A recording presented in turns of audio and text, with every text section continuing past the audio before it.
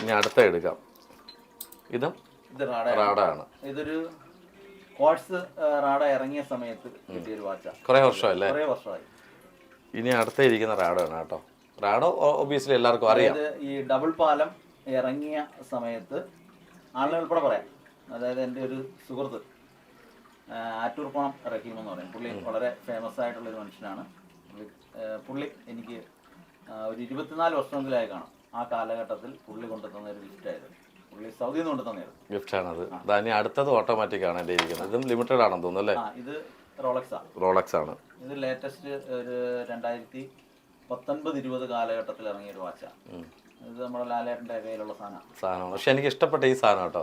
ഇതിന്റെ സെൻസറാണിത്. ഇത് ഞാൻ നോക്കി ഓടുന്നില്ല എന്ന് വെച്ചാൽ പറഞ്ഞ് അനീഷ് ചെറുതായിട്ടൊന്ന് കുലുക്കിക്കൊള്ളാൻ പറഞ്ഞു. കുലുക്കിയപ്പോൾ ദാ കടന്ന് ഓടുന്നു.